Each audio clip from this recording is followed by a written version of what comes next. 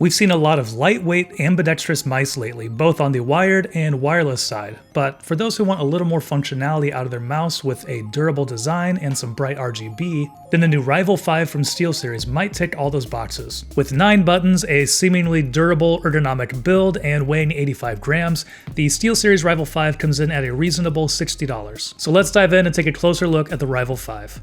Thanks for watching 9 to 5 Toys. Be sure to like, subscribe, and enable notifications with the bell icon so you don't miss any upcoming videos. Hey everyone, Jordan with 9 to 5 Toys, and today we have the Rival 5 from SteelSeries.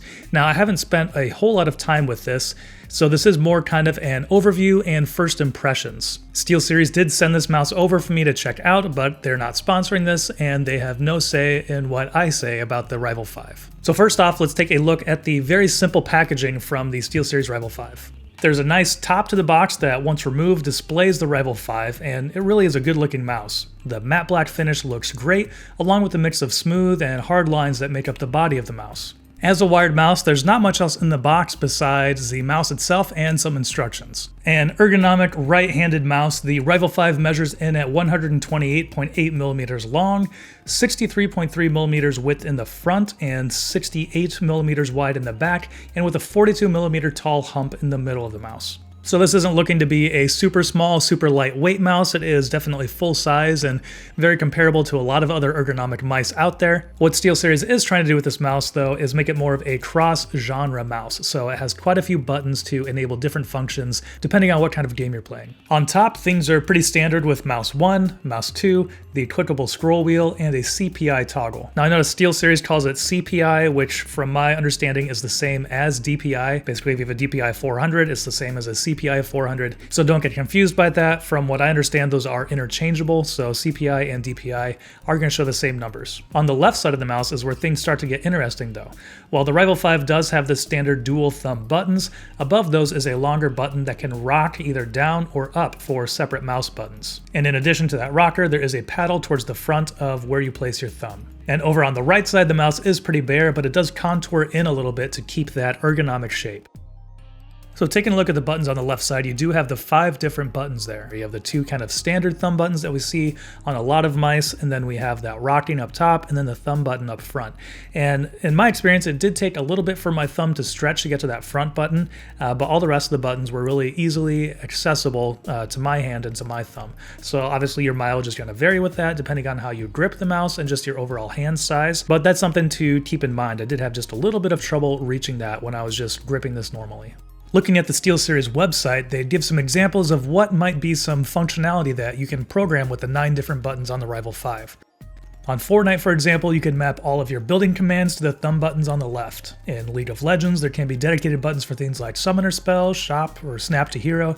And in Call of Duty Warzone, mapping abilities like kill streaks, armor plates, and tactical and lethal weapons can all be accomplished with the buttons available near your thumb. And having all those commands quickly available just makes it easy to activate different abilities in many different games.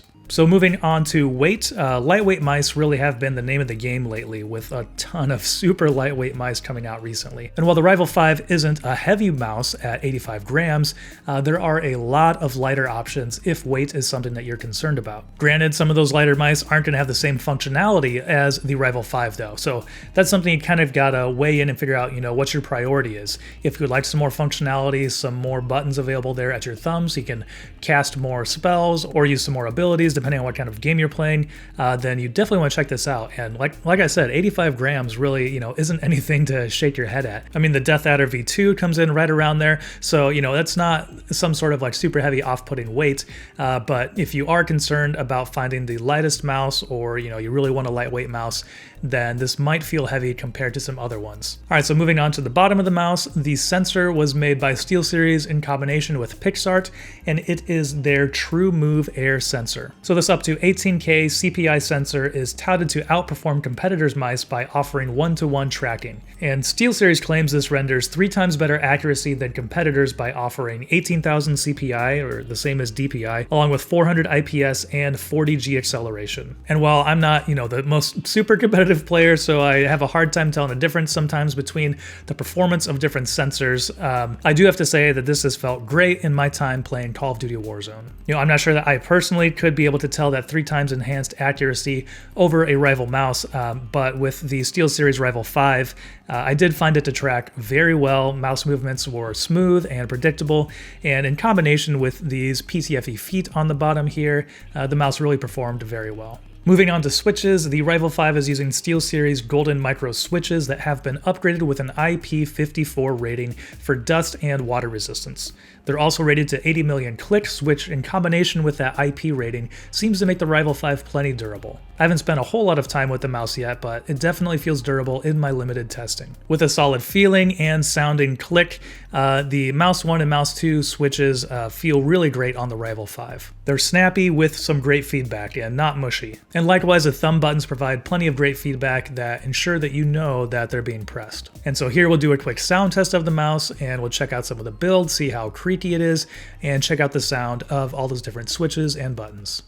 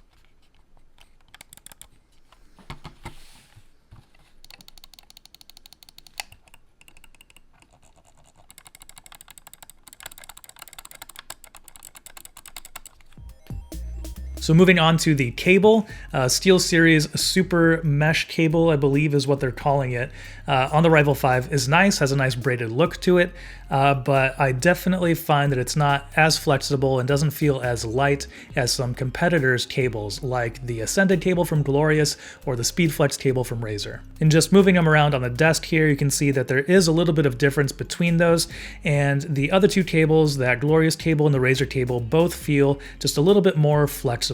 Now, that's not to say that I found the cable really getting in the way when I was playing FPS games like Warzone, but at the same time, if you are a super competitive player, do a lot of huge mouse movements, then you might notice that. Obviously, adding a bungee, that could help with this as well.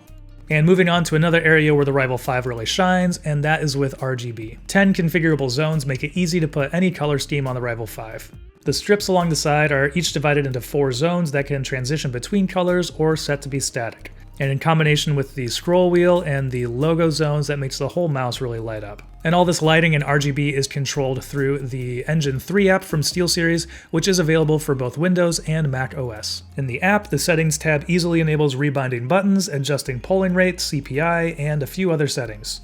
In the Illumination tab, RGB lighting can be controlled with active and reactive settings. Be sure to select the zones before making any changes, otherwise it won't update any settings. Active settings are always on unless disabled, while reactive settings show when a button is pressed. Currently, it seems that there's only one reactive setting that sends the chosen color in a wave through the mouse from front to back. And further within Engine 3 are a few different apps that can enhance the RGB functionality of the Rival 5 as well. Prism Sync can synchronize lighting across multiple SteelSeries devices.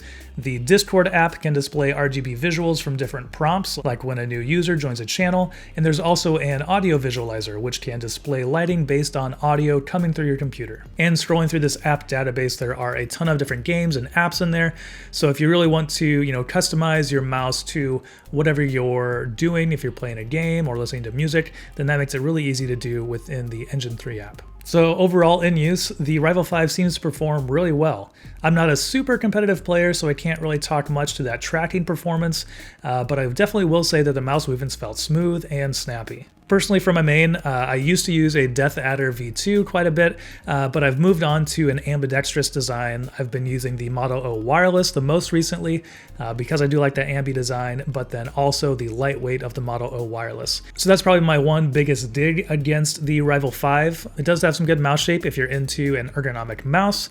Having the added functionality in the buttons is great, although I do wish that it were just, a little bit lighter, and that's just because I've been spoiled with the Model O wireless. mouse. But the switches feel great and are snappy with some great feedback, and I mentioned that the cable isn't as flexible as some of the competitors, but I really haven't found it getting in my way much while I've been using this for gaming. So wrapping up here at just $60, the SteelSeries Rival 5 definitely ticks a lot of boxes for those who want some more functionality out of an ergonomic mouse than the standard layout. Mouse clicks feel snappy and responsive, and the sensor seems to track great in my experience so far.